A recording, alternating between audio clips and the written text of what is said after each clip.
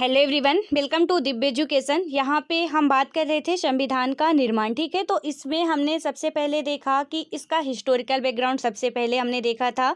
आप में से जो भी ना हिस्टोरिकल बैकग्राउंड के वीडियो ना देखे हों तो सबसे पहले आप उनको देख के समझ लीजिएगा क्या कैसे है, क्योंकि किसी भी चीज़ को जानने से पहले, किसी भी टॉपिक को समझने से पहले हमको उसका बैकग्राउंड जानना काफ़ी इंपॉर्टेंट होता है। ठीक है, क्योंकि वहीं से ही हमको इसका बेस मिलता है कि कैसे कैसे क्या प्रोसेस होती है, कि कैसे उसके बाद संविधान निर्माण की बात कही जाती है। और फाइनली इतना ज़्यादा अंग्रेज़ों का यहाँ विस्तार हो चुका था, लेकिन उनको हार मान के जाना पड़ता है। तो यूं ही आसानी से वो नहीं चले गए थे। ठीक है, काफ़ी मशक्क़त करनी पड़ी थी, अपने हक के लिए बहुत ज़्यादा लड़ाई करनी पड़ी थी, तब जाके उन्होंने यहाँ से जाने का फैसला किया था। इसके बारे में हमने उसको अच्छे से समझा है। जितने भी वहाँ पे एक्ट आते हैं कि कैसे भारतीयों को पहले कोई जगह नहीं दी जाती थी, अच्छे मतलब वो जो भी ऑफिशियल वर्क थे वहाँ पे उनको कोई जगह नहीं दी जाती थी, लेकिन धीरे धीरे उनको शामिल किया जाने लगा। धीरे धीरे फिर क्या होता है कि जब भारतीय भी जागरूक होने लगते हैं तो वो अपना खुद का संगठन बना लेते हैं और संविधान की मांग कर देते हैं। तो इसमें हमने देखा कि कैसे कैसे किन किन लोगों के द्वारा मांग की गई थी संविधान सभा की, कि उसमें क्या क्या होना चाहिए।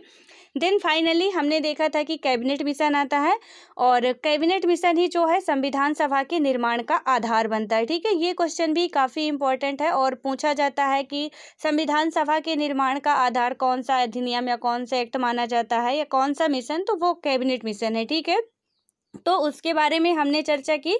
और संविधान सभा का जो निर्माण हुआ था, तो यहाँ पे क्या हुआ था कि जितने भी मेंबर थे वो इलेक्टेड मेंबर थे। कोई ऐसा मेंबर नहीं था कि कोई आम आदमी जाके वहाँ पार्टिसिपेट कर सकता था। वहाँ चुने हुए प्रतिनिधि जाते थे जो जनता के द्वारा चुने जाते थे। ठीक है, संविधान सभा जो थी वहाँ कुल 389 मेंबर ही थे। हालांकि पाकिस्तान के डिवाइडेशन के बाद क्या हुआ था कि वो 299 हो गए थे। ठीक है, तो यहाँ पे आपको ये बात भी याद रखनी है। आप लोग एक क्वेश्चन का आंसर देना कमेंट बॉक्स में कि जो पाकिस्तान और भारत का विभाजन हुआ था वो किस योजना के तहत हुआ था। ठीक है, कौन ऐसी योजना आई थी जिसके तहत पाकिस्तान और भारत का डिवाइडेशन हुआ था और कब हुआ था। ठीक है, ये क्योंकि ये हम सब अच्छे तरीके से समझ चुके हैं और इसके बारे में हम बता भी चुके हैं क्या कैसे हैं।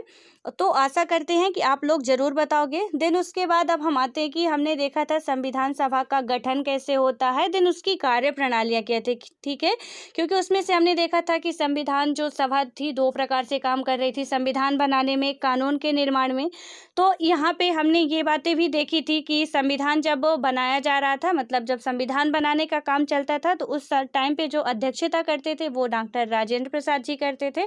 और जब कानून बनाने का यानी कि जो विधायी कार्य होते थे उस टाइम पे जीवी मावलंकन जी उसकी अध्यक्षता करते थे। ठीक है, देन अब आज हम बात करेंगे संविधान की प्रमुख विशेषताएं। ठीक है, क्योंकि ये भी काफ़ी इम्पोर्टेंट है जान लेना कि संविधान की क्या क्या विशेषताएं हैं। मेन रूप से क्यों कहा जाता है कि भारत का संविधान सबसे बड़ा लिखित संविधान है विश्व में, भारत का संविधान कठोर एवं लचीला है, नम अनम है। तो ये बातें क्यों कही जाती हैं, जब हम ये पढ़ेंगे तो समझेंगे। ठीक है, यहाँ पे मैं आपको बता दूं कि ये जितना भी हम लोग पढ़ रहे हैं और जो स्लाइड में आपको नोट्स दिख रही है, ये टोटल लक्ष्मीकांत जी की बुक से बनाई गई है। तो इसमें से आप लोग चाहो तो नोट्स बिल्कुल बना सकते हो। ठीक है, और चाहो क्या आप लोग नोट्स बना लोगे, यदि मेरा सजेशन मानो तो यदि नोट्स बना लेते हो तो काफ़ी बेटर होगा और काफ़ी हेल्पफुल होगी आपके लिए। क्योंकि जब भी आप रिवाइज करते बैठोगे तो कोई भी ऐसा नहीं है कि जो पूरी बुक उठा के रिवाइज करे। ठीक है, और ना ही आपका फालतू का टाइम वेस्ट होगा, हेजिटेट होगे आप, और कुछ नहीं होगा। इसलिए आप लोग नोट्स जैसे स्लाइड पे आपको दिख रही है बस आप बना सकते हो, क्योंकि नोट्स की प्रॉब्लम्स बहुत ज़्यादा रहती है, इसलिए आप लोग चाहो तो इसको बना सकते हो। ठीक है, क्योंकि यहाँ बहुत अच्छे तरीके से और बड़ी ही मेहनत से ये नोट्स बनाई गई है सिर्फ आप लोगों के लिए। तो आप लोग नोट्स बना सकते हो। हालांकि यहाँ पे कुछ टॉपिक इंक्लूड नहीं रहते हैं जो कि हम आपको अलग से भी करवा देंगे कि आप इसको नोट कर सकते हो। ठीक है, तो हम धीरे धीरे क्या करेंगे, एक एक टॉपिक कंप्लीट करते जा रहे हैं और एक एक टॉपिक का नोट्स बनाते जाएंगे, तो ज़्यादा बोझ भी नहीं लगेगा और हमारा धीरे धीरे सारे टॉपिक जितने भी है कंप्लीट हो जाएंगे। ठीक है, और आप में से जो भी ज्योग्राफी के वीडियो देखना चाहें तो हमने इंडियन ज्योग्राफी कंप्लीट कर दी है, लगभग कुछ ही टॉपिक उसके शेष रह गए हैं।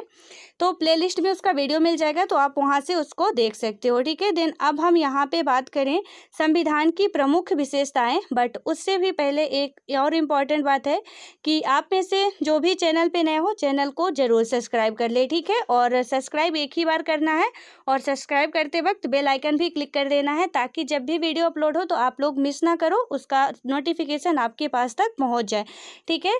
इससे क्या होगा कि आप लोग जब भी वीडियो अपलोड होगा तो आप लोग उसको देख के और अपना पूरा पढ़ाई अच्छे तरीके से कर सकते हो। देन अब यहाँ पे हम बात करते हैं संविधान की प्रमुख विशेषताएं।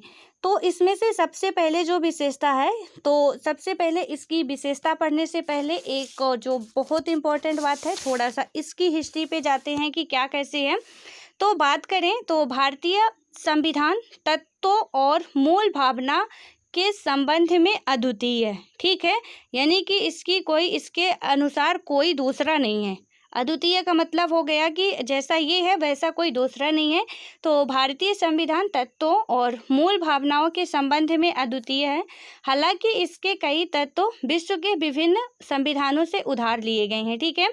आप में से जो भी यूपीएससी स्टेट पीसीएस की तैयारी कर रहा है वो प्रीवियस ईयर के क्वेश्चन उठा के आप देखिएगा, किसी ईयर में आया मुझे याद नहीं एग्जैक्ट, कि भारतीय संविधान को उधार का थैला कहा जाता है, व्याख्या कीजिए, ठीक है।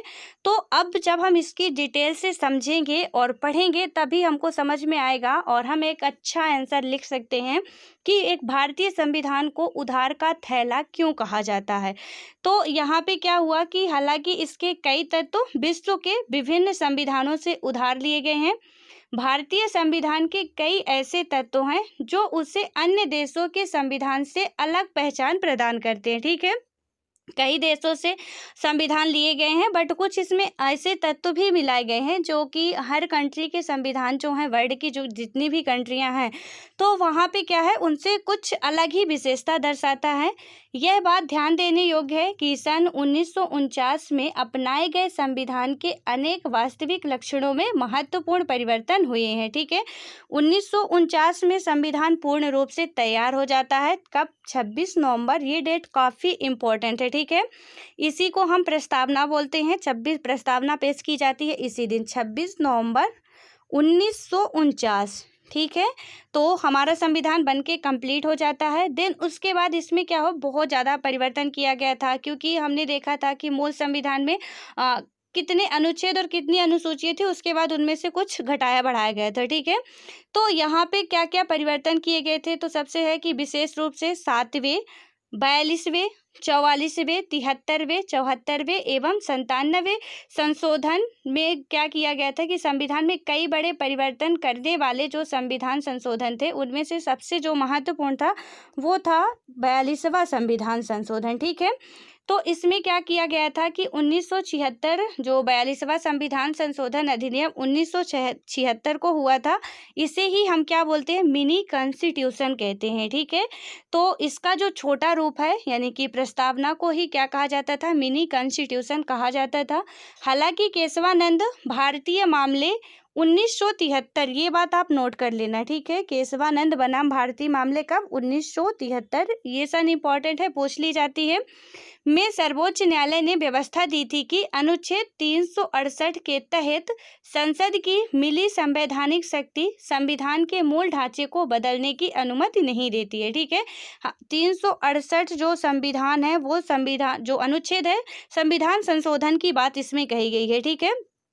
किसी भी ऑब्जेक्टिव टाइप के क्वेश्चन में आपसे पूछ लिया जाता है कि संविधान संशोधन की बात किस अनुच्छेद में कही गई है, तो वो अनुच्छेद हमारा 368 आर्टिकल है, ठीक है। तो ये बात भी आपको याद रखनी है। यहाँ पे क्या कहा गया था कि मतलब अनुमति नहीं है 368 के तहत इनको, संसद को यह अनुमति, मतलब संसद को मिली संवैधानिक शक्ति के मूल ढांचे को बदलने की अनुमति नहीं है, ठीक है। तो यहाँ पे बात की गई थी कि संविधान को बदलने की अनुमति नहीं है, बट प्रस्तावना प्रस्तावना में एक बार संशोधन हुआ है।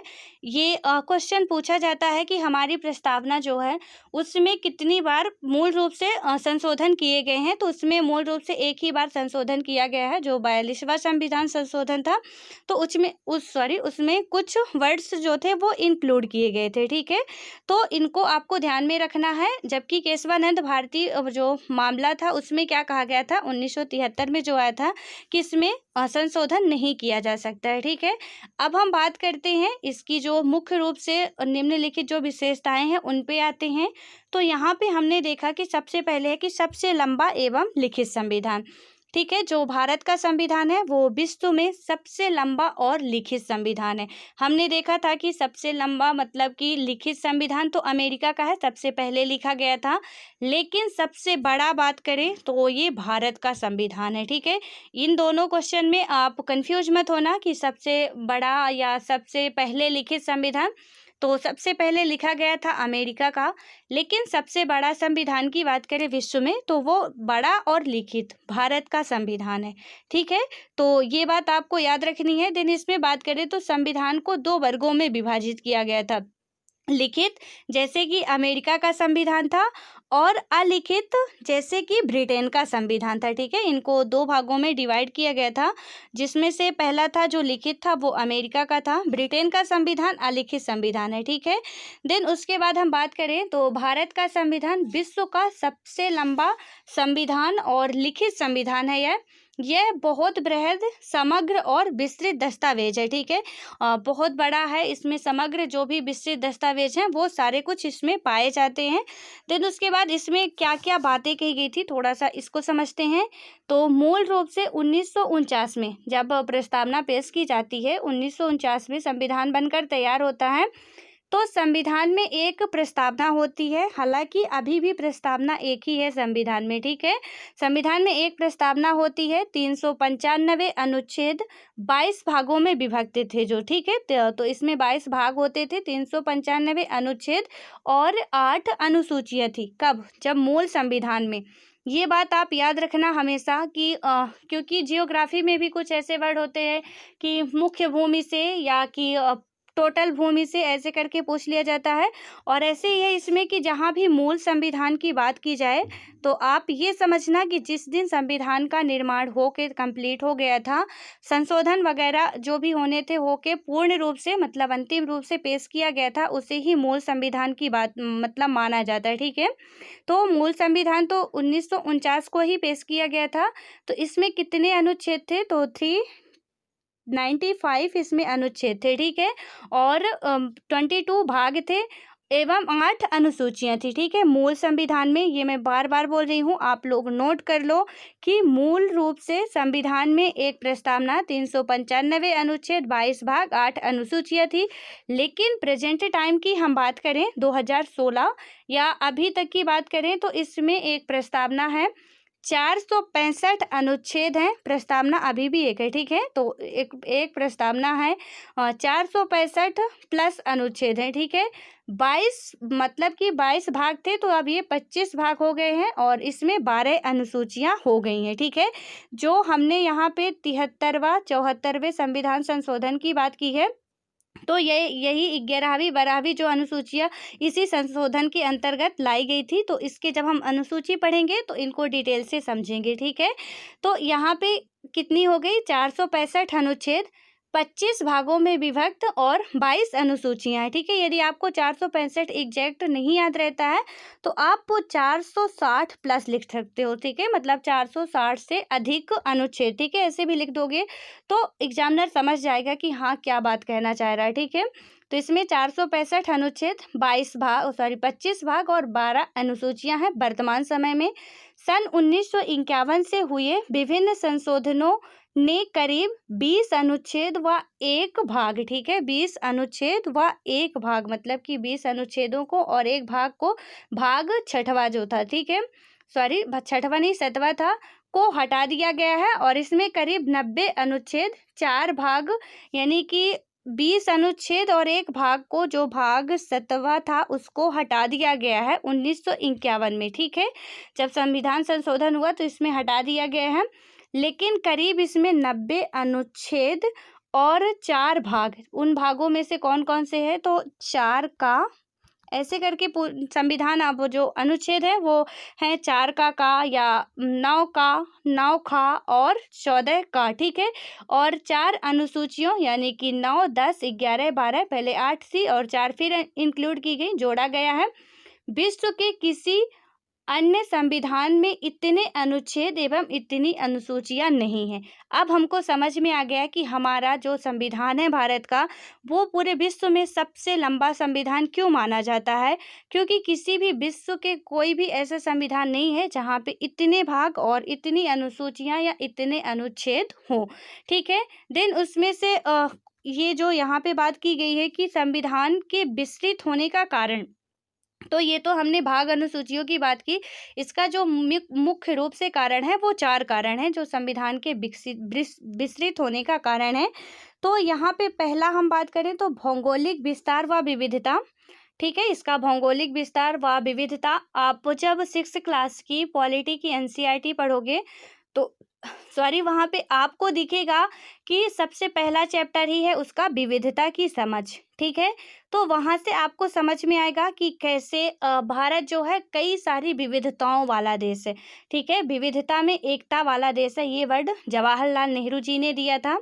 तो आई होप कि जिसने एनसीईआरटी कंप्लीट कर ली होगी तो उसको पता होगा, बट जिसने नहीं किया है तो वो जब एनसीईआरटी आप पढ़ोगे तो आपको समझ में आएगा। 6th क्लास की एनसीईआरटी का फर्स्ट चैप्टर ही है ये विविधता, ठीक है। तो उसमें क्या क्या बातें कैसे की जाती, मतलब पूरा हमारा जो देश है वो पूरा विविधताओं वाला देश है।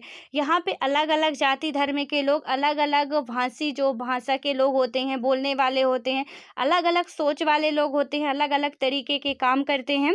और भौगोलिक विस्तार का मतलब ये है कि जम्मू कश्मीर में रहने वाला जो व्यक्ति, वहीं कुछ अपना भौगोलिक जो भी उसका रीजन है कि वो कैसे वहाँ पे इसका स्थिति क्या है, भौगोलिक स्थिति क्या है कि कैसे कैसे वो काम करते हैं। केरल वाले जो हैं, दक्षिण भारत की बात करें, वहाँ पे कैसे रहते हैं, यानी कश्मीर से कन्याकुमारी और इधर से अटक से लेके कटक तक पूरा जो जितना भी विस्तार है और इसकी जो विविधता है, तो सबसे पहला तो इसके विस्तृत होने का पहला कारण यही है। मुख्य रूप से 4 कारण हैं, जिनमें से पहला है भौगोलिक विस्तार व विविधता, दूसरे में है ऐतिहासिक यानी कि 1935 अधिनियम, ठीक है।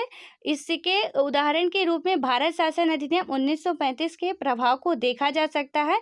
यह अधिनियम बहुत विस्तृत था, ठीक है। यहाँ पे जो 1935 का अधिनियम है तो ये 70% इसका जो भी भाग है 1935 का, 70% भाग एज इट इज संविधान में ले लिया गया है, ठीक है। ये बात आपको याद रखनी है कि जो 1900 हमने देखा था कि 1935 का अधिनियम आता है, उसमें क्या क्या बातें कही जाती हैं।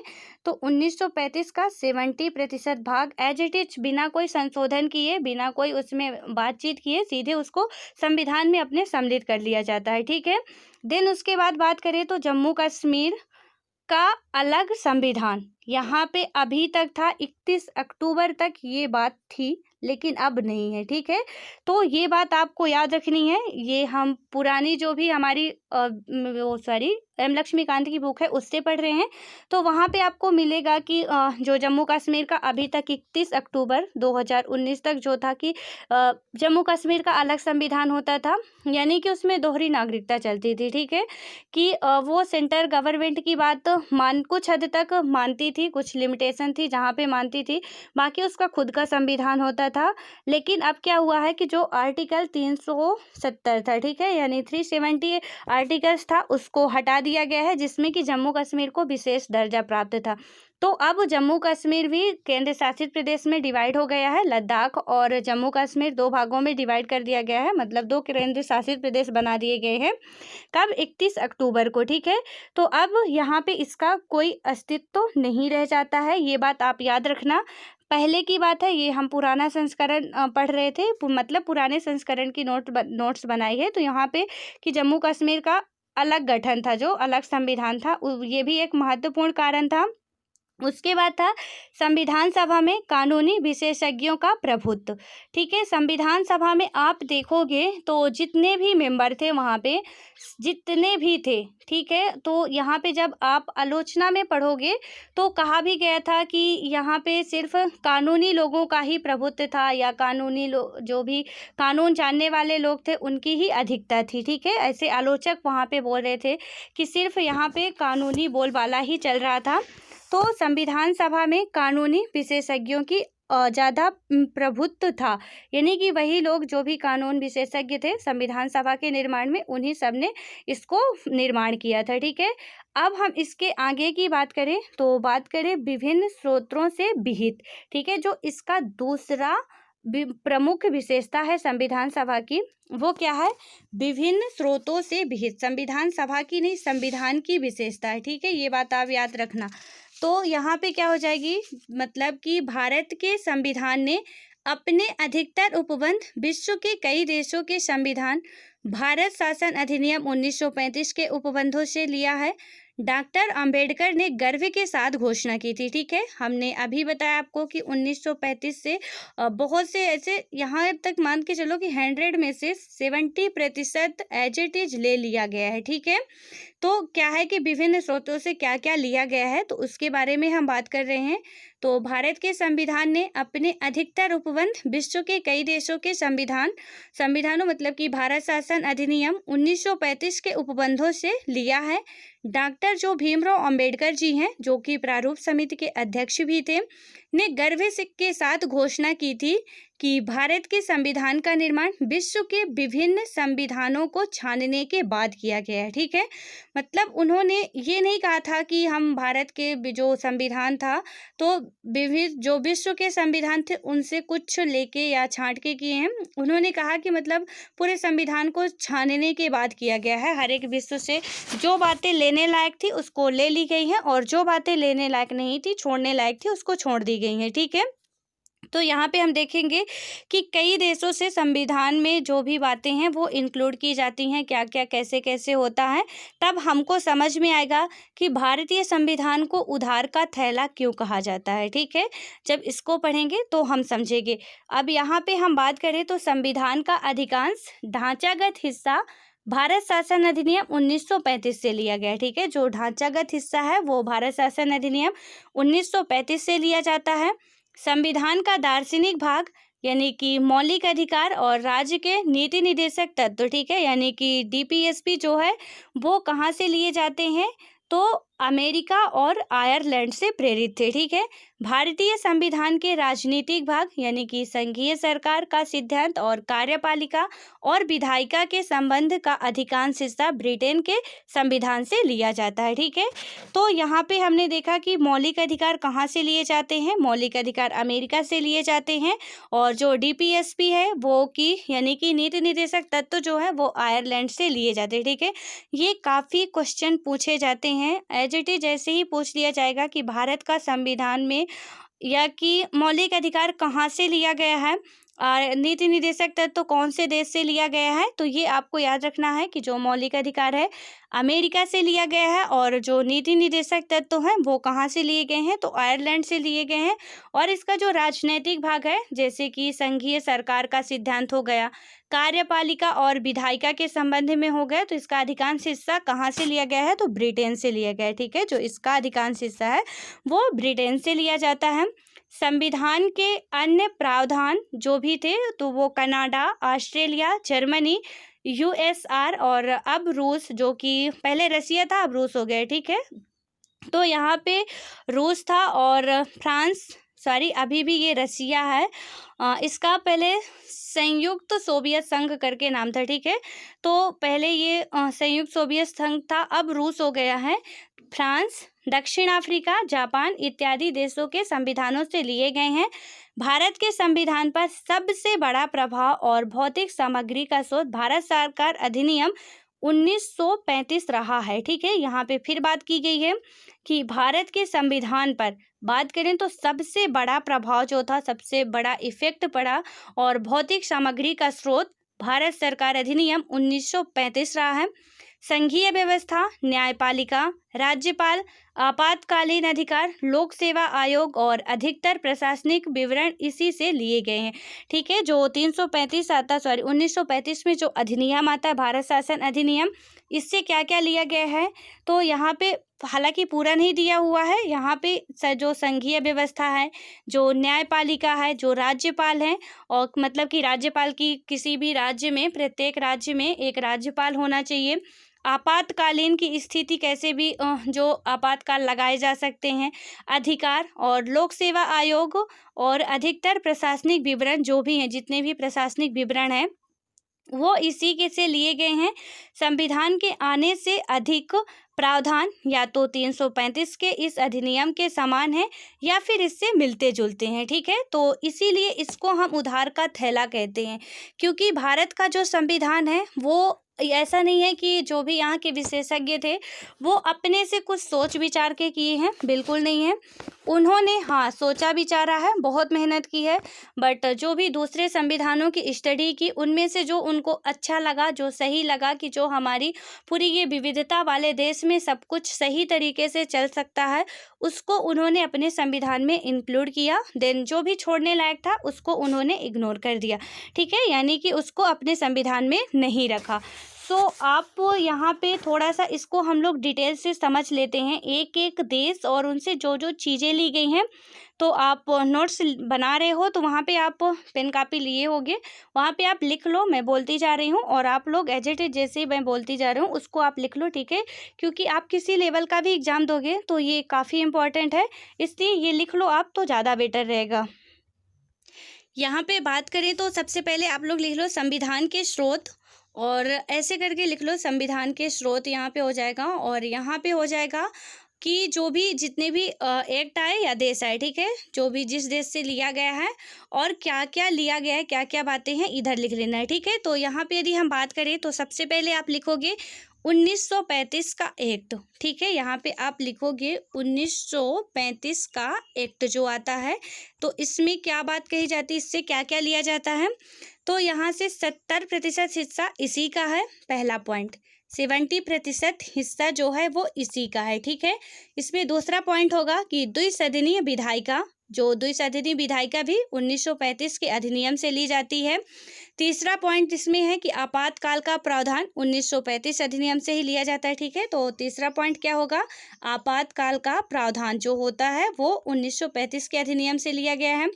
इसका चौथा पॉइंट होगा कि न्यायपालिका की संरचना ये कहाँ से ली गई है, 1935 के अधिनियम से ही ली गई है, चौथा पॉइंट हुआ इसका।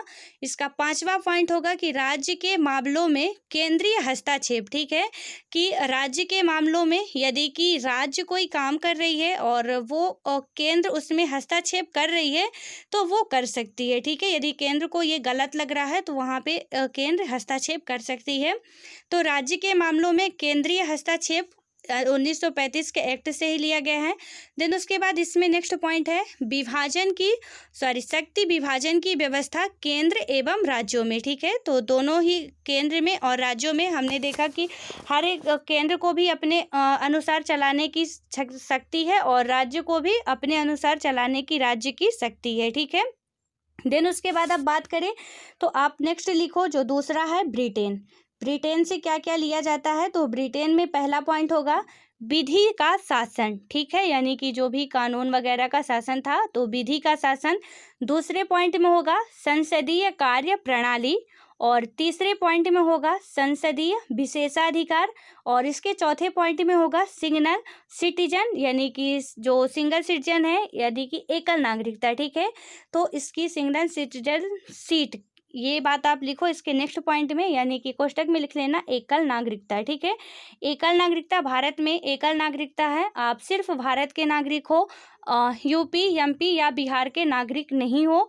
लेकिन अमेरिका की बात करें वहीं पे तो अमेरिका में दोहरी नागरिकता है। ठीक है, अमेरिका में दोहरी नागरिकता कैसे है कि अमेरिका का यदि कोई एक व्यक्ति, वो राज्य का भी पहले उसको नागरिकता मिलती है और उसके बाद उसको अपने राष्ट्र की भी नागरिकता मिलती है। ठीक है, यानी कि वो दोहरी नागरिकता वाला व्यक्ति है। लेकिन भारत में राज्य की नागरिकता नहीं मिलती किसी भी व्यक्ति को। हम सब यही जाने जाते हैं कि हम भारत के नागरिक हैं, ठीक है। आप में से जिसको भी पता ना हो तो आप लोग गलती बिल्कुल मत करना, क्योंकि कहीं भी आपको कोई भी फंसा सकता है कि आप यूपी के नागरिक हो, तो आप बिल्कुल मत कह देना कि हाँ मैं यूपी का नागरिक हूँ, ठीक है। हमको सिर्फ और सिर्फ भारत की नागरिकता मिली है, और यूपी की या एमपी की या बिहार की या पश्चिम बंगाल की स्टेट की जो भी है वो नागरिकता नहीं मिलती है। इसीलिए भारत में एकल नागरिकता का प्रावधान है, ठीक है। तो आशा करते कि ये आपको समझ में आ गया होगा कि कैसे भारत में एकल नागरिकता का प्रावधान है।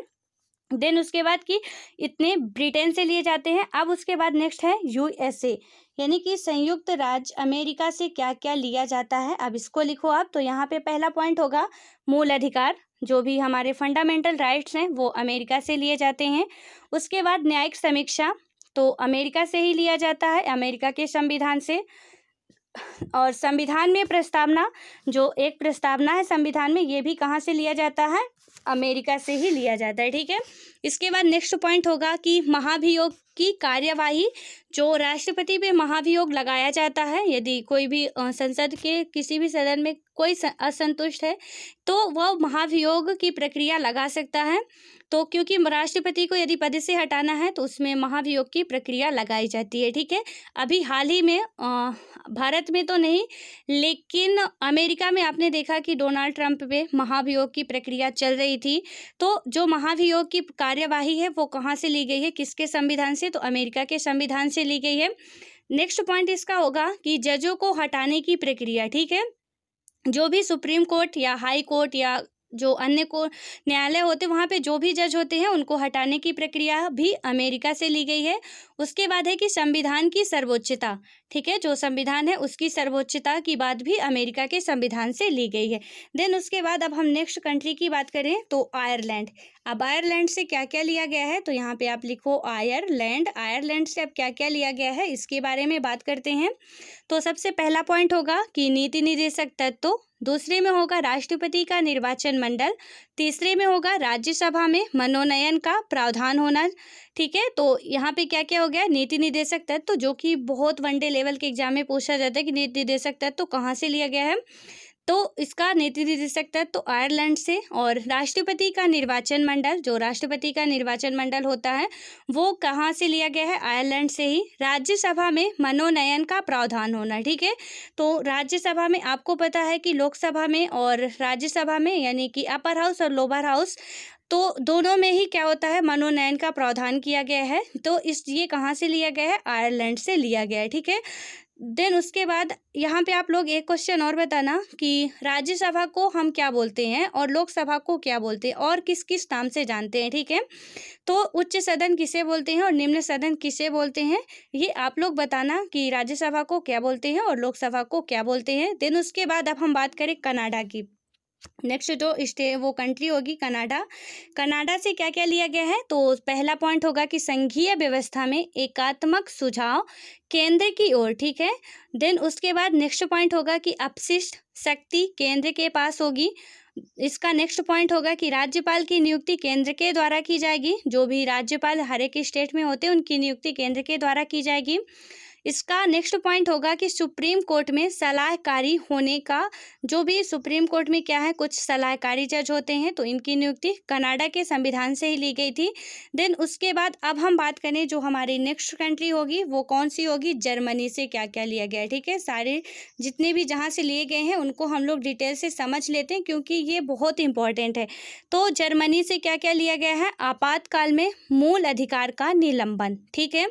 तो जब भी आपातकाल होता है तो हमारे जितने भी अधिकार हैं, ठीक है, तो यहाँ से हम जो हमारे अधिकार हैं उनमें से 20 और 21 में जो हमारे फंडामेंटल राइट हैं उनको क्या कर सकते हैं कि आपातकाल की स्थिति में निलंबित कर सकते हैं, सिर्फ 20 और 21 को छोड़ के, ठीक है। इसको जब हम मौलिक अधिकार पढ़ेंगे या फंडामेंटल राइट्स पढ़ेंगे तब डिटेल से समझेंगे।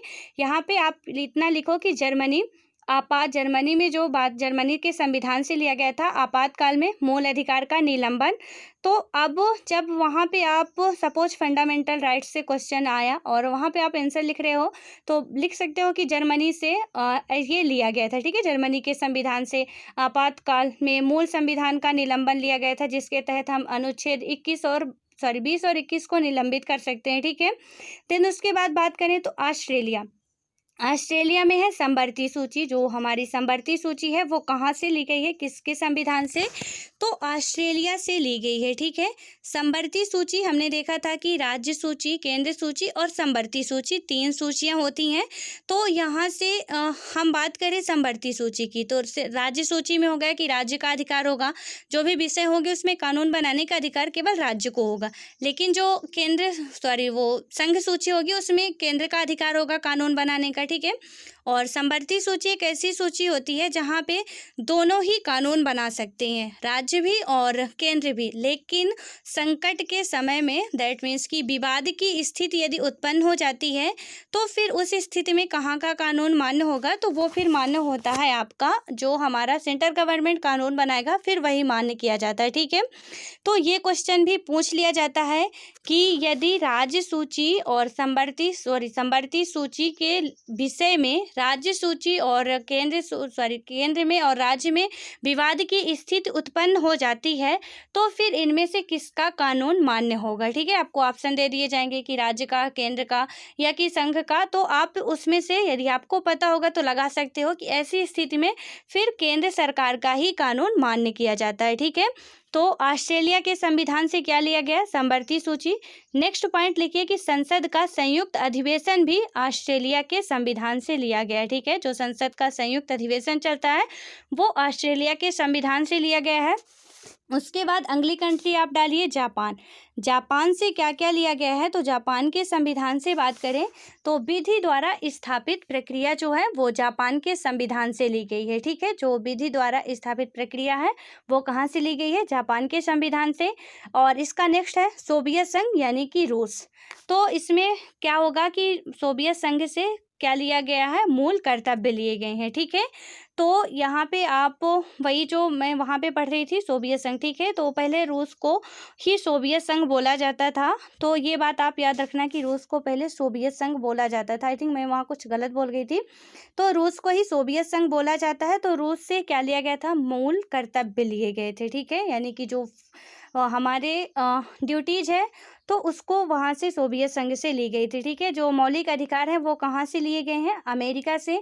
और जो मूल कर्तव्य हैं वो कहाँ से लिए गए हैं, वो लिए गए हैं सोवियत संघ से। इसका नेक्स्ट पॉइंट है कि कुछ और लिए गए थे सोवियत संघ से, जैसे न्याय का सिद्धांत प्रस्तावना में, ठीक है। प्रस्तावना में कई सारे वर्ड हैं, न्याय दिए हुए हैं, जिनमें से न्याय का जो सिद्धांत है जो हमारे प्रस्तावना में है वो कहाँ से लिया गया है, तो सोवियत संघ से लिया गया है।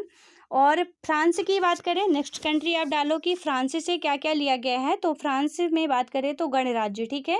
यानी कि भारत में गणराज्य का मतलब है कि जो राष्ट्रपति का शासन होता है वो कोई वंशानुगत शासन नहीं होगा, ठीक है। कि कोई जैसे वंशानुगत का मतलब क्या हुआ कि एक बना फिर उसके बाद उसके पोते बेटे वो बने, ऐसा नहीं है। वो जनता के प्रतिनिधि होंगे और वही शासन बनेंगे और जो वो क्या बनेंगे, मतलब कि शासक के अधिकारी बनेंगे, वहाँ पे शासन कर सकते हैं। तो जो फ्रांस है, फ्रांस से क्या लिया गया था, गणराज्य लिया गया था, ठीक है, फ्रांस के संविधान से। उसके बाद जो लास्ट है आप लिख लो दक्षिण अफ्रीका से क्या क्या लिया गया है।